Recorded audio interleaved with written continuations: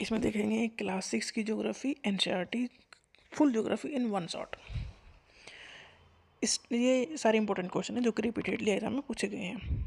इस बुक से के सारे इंपॉर्टेंट क्वेश्चन इसमें आ जाएंगे। Stars have their own heat and light. देखो, स्टार्स की खुद की हीट और लाइट होती है, जैसे एक सन एक स्टार है, खुद की हीट और लाइट है। प्लैनेट की खुद की हीट और लाइट नहीं होती।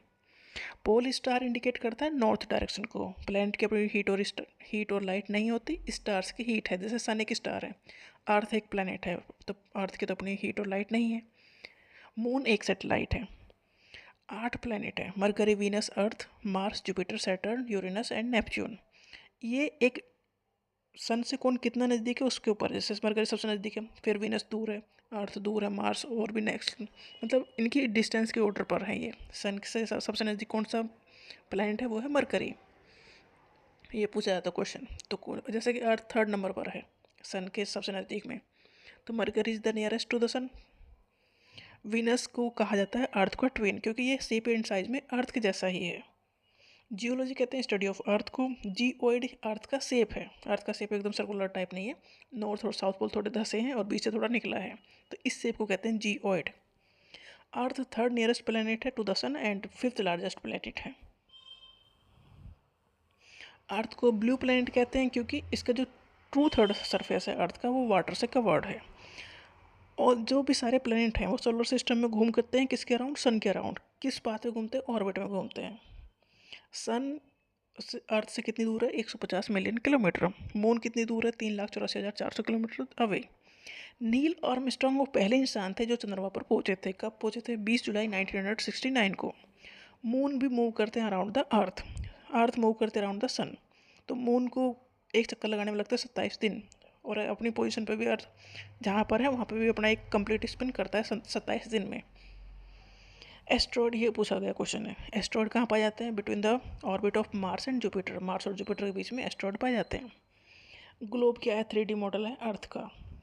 सबसे अच्छा क्वेश्चन ये है कि अर्थ मूव करती है किस डायरेक्शन में, west to east. Earth move कर रही है, अपनी जगह भी मूव कर रही है और सन के अराउंड भी मूव कर रही है। तो अर्थ की जो मूवमेंट की जो डायरेक्शन है वो है वेस्ट टू ईस्ट। क्वेश्चन अच्छा पूछा गया है। एक्सेस एक इमेजनरी लाइन है जो नॉर्थ पोल और साउथ पोल को कनेक्ट करती है। इक्वेटर एक इमेजिनरी लाइन है जो ग्लोब को या अर्थ को डिवाइड करता है 2 इक्वल हाफ में, जिससे कि हम लोकेशन पता कर सकें कौन सी कंट्री कहाँ पर है या किसकी क्या लोकेशन है। तो इक्वेटर वो है जो अर्थ को 2 इक्वल हाफ में डिवाइड कर देगा, northern hemisphere and southern hemisphere. तो इक्वेटर रिप्रेजेंट करेगा 0 डिग्री लैटिट्यूड। इक्वेटर के ऊपर होगा northern hemisphere and Tropic of Cancer. कहाँ होगा, 23.5 डिग्री नॉर्थ पर। ट्रॉपिक ऑफ कैंसर इंडिया से होकर गुजरता है, इंडिया के 8 स्टेट्स होकर गुजरता है ट्रॉपिक ऑफ कैंसर। पूछा गया क्वेश्चन है ये। गुजरात, राजस्थान, मध्य प्रदेश, छत्तीसगढ़, झारखंड, वेस्ट बंगाल, त्रिपुरा एंड मिजोरम, इन 8 स्टेट्स होकर गुजरता है ट्रॉपिक ऑफ कैंसर। कहाँ है, इक्वेटर के ऊपर है। इक्वेटर के नीचे कौन है, Tropic of Capricorn. Tropic of Capricorn कहाँ हुआ, साउथर्न हेमिस्फीयर में। ट्रॉपिक ऑफ कैंसर कहाँ हुआ, नॉर्थर्न हेमिस्फीयर में। आर्कटिक सर्कल नॉर्थर्न हेमिस्फीयर में है, एंटार्क्टिक सर्कल साउथर्न हेमिस्फीयर में है। प्राइम मेरिडियन, जैसे इक्वेटर ने अर्थ को 2 इक्वल हाफ में डिवाइड किया, northern hemisphere and southern hemisphere, इसी तरह से प्राइम मेरिडियन भी अर्थ को 2 इक्वल हाफ में डिवाइड करता है, eastern hemisphere and western hemisphere. तो प्राइम मेरिडियन होगा 0 डिग्री मेरिडियन। जो पोल है वो फ्रिज्ड जोन है, वहाँ पर एकदम बर्फ़ है। स्टैंडर्ड मेरिडियन ऑफ इंडिया, या इसे याद कर लेना है, 82.5 डिग्री ईस्ट है। मतलब यहाँ से हमने अब टाइम लिया है, तो जो यहाँ पर टाइम है वो पूरे इंडिया का टाइम हमने ले लिया है। स्टैंडर्ड मेरिडियन ऑफ इंडिया कितना है, 82.5 डिग्री ईस्ट। इंडिया ईस्ट में है, प्राइम मेरिडियन से ईस्ट की साइड है। प्राइम मेरिडियन कहाँ लिया है, लंदन के ग्रीनविच में, वहाँ पर 0 डिग्री है, तो उसके 82.5 डिग्री ईस्ट पर हमने अपना टाइम लिया है। टॉरिड जोन कैसे कहते हैं, देखो अर्थ, सारी अर्थ पर एक जैसी हीट नहीं होती, कहीं पर गर्म है कहीं पर ठंडा है। गर्म इसलिए क्योंकि वहाँ पर सनरेज डायरेक्टली पड़ रही हैं। तो टॉरिड जोन वो जोन होगा जहाँ पर जो एरिया मैक्सिमम हीट रिसीव कर रहा है सन से। तो ये एरिया कौन सा है, इक्वेटर के ऊपर ट्रॉपिक ऑफ कैंसर और इक्वेटर के नीचे ट्रॉपिक ऑफ कैप्रिकॉर्न, मतलब मिडिल ऑफ द अर्थ। ये सबसे ज़्यादा हीट रिसीव करता है, तो ये है टॉरिड जोन। अर्थ रोटेट करता है 360 डिग्री, मतलब पूरा अपना एक चक्कर लगाता है 24 घंटा में। तो 15 डिग्री घूम जाता है कितना, 1 घंटा में। 1 डिग्री घूमेगा 4 मिनट में। इंडिया का जो टाइम है लंदन के टाइम से 5.5 घंटा आगे है। लंदन का टाइम हमने क्यों लिया, क्योंकि वहाँ पर हम 0 मेरिडियन लंदन में ही लिया है। ग्रीनविच जो जगह है वहाँ पर 0 डिग्री है, तो उससे आगे इंडिया है, 82.5 डिग्री। तो इंडिया जो लंदन का टाइम है उसके टाइम से हमारा जो टाइम है वो 5.5 घंटा आगे है। अगर लंदन में दोपहर को 2 बज रहे हैं तो इंडिया में शाम के 7:30 बज रहे हैं। इंडिया में इटसेल्फ अपने आप में भी टाइम का डिफरेंस है, जैसे कि ईस्ट और वेस्ट में डिफरेंस है। डिब्रूगढ़ जो आसाम में है वहाँ पर जब सनराइज़ हो रहा है उसके 1 घंटा 45 मिनट्स बाद द्वारका के गुजरात में सनराइज़ हो रहा है। तो लोकल टाइम डिफरेंस इंडिया में भी है, क्योंकि एक जैसा टाइम हर जगह नहीं होता ना, क्योंकि इंडिया इंडिया नहीं पूरी अर्थ ही घूम रही है। जो सन के नज़दीक होगा वहाँ पर जल्दी सनराइज़ होगा, जो दूर होगा वहाँ पर देर में सनराइज़ होगा। तो जो आसाम का डिब्रूगढ़ है वो जल्दी आ गया सन के नज़दीक, और अर्थ घूमते घूमते 1 पौने 2 घंटा लग गए द्वारका के गुजरात तक जाते जाते। तो इसलिए टाइम डिफरेंस इंडिया में भी 1 पौने 2 घंटे का है। रोटेशन क्या है? Rotation is the moment of the earth on its axis, मतलब अपनी एक्सिस पे जो अर्थ घूम रही है उसे कहते हैं रोटेशन। रिवोल्यूशन कहते हैं जब अर्थ सन के अराउंड घूम रही है उसे कहते हैं रिवोल्यूशन। किस पाथ पे घूम रही है उसे कहते हैं ऑर्बिट। सर्किल ऑफ इल्यूमिनेशन मतलब दिन और रात को अलग करने वाला जो लाइन हो गई वो हो गई सर्किल ऑफ इल्यूमिनेशन। मतलब जो सन की साइड अर्थ है वहाँ पर दिन होगा और पीछे की साइड रात होगी। तो एक ऐसा पॉइंट आ गया जहाँ पर एक सर्किल बन रहा है, दिन और रात को अलग कर रहा है, उसे कहते हैं सर्किल ऑफ इल्यूमिनेशन। सीजन में चेंज आ रहा है ड्यूटी, देखो दिन और रात चेंज हो रहे हैं कि अर्थ अपनी जगह एक दिन में चक्कर लगा रही है, तो दिन और रात हो रहे हैं, मतलब रोटेशन की वजह से दिन और रात हो रहे हैं। और रिवोल्यूशन अराउंड द सन उसकी वजह से सीजन चेंज हो रहे हैं। अर्थ मूव करे around the sun in an elliptical orbit. Leap year में है 366 नंबर ऑफ डेज। देखो अर्थ को सन का एक चक्कर लगाने के लिए 365 दिन और 6 घंटा लगते हैं। तो 6 घंटा 4 साल में जुड़ के एक दिन बढ़ा देते हैं। उस दिन उस साल को कहेंगे लीप ईयर, क्योंकि एक दिन बढ़ गया तो हो गए कितने दिन? 366 डेज। समर सोलिस्ट होता है 21 जून को, जब नॉर्थन हेमिस्फीयर थोड़ा टिल्टेड टुवर्ड द सन, मतलब नॉर्थन हेमिस्फीयर ज़्यादा गर्मी है तो डेफिनेटली साउथर्न हेमिस्फीयर में ठंडी होगी। तो नॉर्थन हेमिस्फीयर में कहाँ है? इक्वेटर के ऊपर ट्रॉपिक ऑफ कैंसर पर सनरेज डायरेक्टली पड़ रही हैं। ट्रॉपिक ऑफ कैंसर पर सनरेज जब डायरेक्टली पड़ेंगी तो नॉर्थन हेमिस्फीयर में गर्मी हो गई, तो समर सोलिस्ट हो गया 21 जून को। तो 21 जून को लॉन्गेस्ट डे और शॉर्टेस्ट नाइट होगा नॉर्थन हेमिस्फीयर में। इसकी उल्टी कंडीशन साउथर्न हेमिस्फीयर में होंगी। अगर नॉर्थन हेमिस्फीयर में गर्मी है तो साउथर्न में ठंड होगी। मतलब जून में अगर नॉर्थन हेमिस्फीयर में गर्मी पड़ रही है तो जून में साउथर्न हेमिस्फीयर में सर्दी पड़ेगी। जैसे कि ऑस्ट्रेलिया साउथर्न हेमिस्फीयर में है तो मई जून में इंडिया में, जो कि नॉर्थन हेमिस्फीयर में, गर्मी पड़ती है। तो मई जून में ऑस्ट्रेलिया में ठंडी पड़ती है और दिसंबर में वहाँ पर गर्मी पड़ती है और दिसंबर में हमारे यहाँ ठंड पड़ती है। तो उल्टी कंडीशन है northern hemisphere and southern hemisphere में। विंटर सोलिस्ट होगा 22 दिसंबर को। जब विंटर सोलिस्ट है इसका मतलब ट्रॉपिक ऑफ कैप्रिकॉर्न वो टिल्टेड टुवर्ड द सन, तो सनरेज डायरेक्टली पड़ रही है कहाँ? इक्वेटर के नीचे साउथर्न हेमिस्फीयर में, ट्रॉपिक ऑफ कैप्रिकॉर्न के ऊपर। मतलब ऑस्ट्रेलिया में गर्मी आ गई कब? दिसंबर में। इक्विनॉक्स मतलब दिन और रात बराबर हो गए पूरी अर्थ पर, तो सनराइज कहाँ पर पड़ेंगी? Directly on the equator. ये पोजीशन होती है कब? 21 मार्च और 23 सितंबर को। मतलब दुनिया में एक जैसे दिन और रात होंगे 21 मार्च और 23 सितंबर को। इसे कहते हैं इक्विनॉक्स। सनराइज डायरेक्टली फॉल करे ऑन द इक्वेटर है ये। क्रिसमस कब सेलिब्रेट होगा ऑस्ट्रेलिया में? देखो वहाँ दिसंबर में पड़ती है ठंड, दिसंबर में पड़ती है गर्मी, क्योंकि दिसंबर में ठंड पड़ती है नॉर्थन हेमिस्फीयर में। ऑस्ट्रेलिया है साउथर्न हेमिस्फीयर में, ऑस्ट्रेलिया में उल्टा टेम्परेचर रहेगा। तो ऑस्ट्रेलिया में दिसंबर में पड़ती है समर, तो समर में ही सेलिब्रेट करेंगे वो, इसलिए क्वेश्चन पूछा भी जाता है। 66.5 डिग्री एंगल ऑफ इंक्लिनेशन है अर्थ का इट्स ऑर्बिटल प्लेन, मतलब अर्थ थोड़ी झुकी हुई है। कितनी झुकी हुई है? 66.5 डिग्री।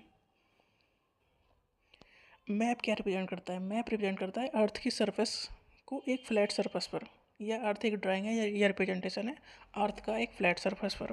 मैप ग्लोब से ज़्यादा इन्फॉर्मेशन देता है। जैसे फिजिकल मैप दिखाता है कि कहाँ पर कौन सा है, जैसे माउंटेन, कौन से माउंटेन कहाँ पर है, प्लेटू कहाँ पर है, प्लेन कहाँ। फिजिकल मैप दिखाता है natural features of the earth, जैसे कि mountain, plateau, plain, river, ocean. इन्हें हमने नहीं बनाया है, ये नेचुरल फीचर्स हैं, तो ये फिजिकल मैप शो करता है।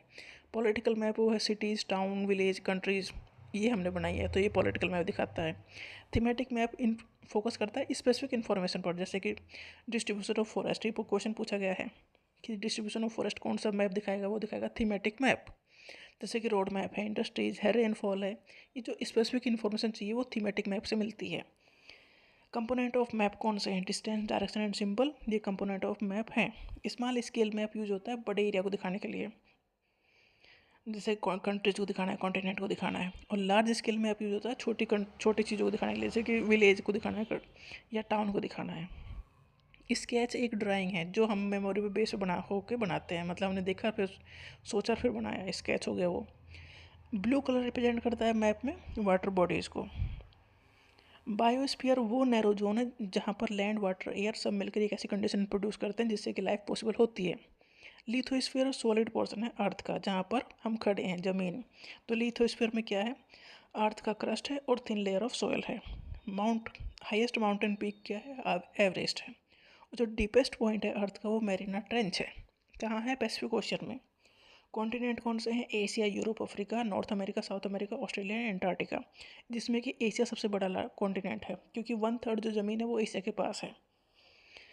एशिया कहाँ लाइज करता है, ईस्टर्न हेमिस्फीयर में। प्राइमरी डेयर ने अर्थ को 2 इक्वल हाफ में डिवाइड किया, eastern hemisphere and western hemisphere. Asia eastern hemisphere में है। एशिया और यूरोप को सेपरेट करता है यूरल माउंटेन।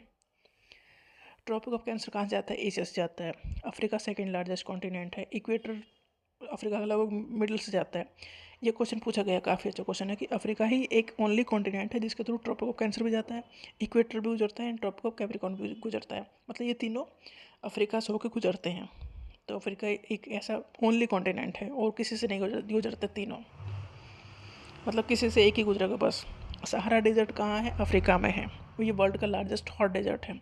नील नदी कहाँ है, अफ्रीका में है। North America third largest continent है और नॉर्थ अमेरिका और साउथ अमेरिका लिंक्ड है बाय इस्थमस ऑफ पनामा से।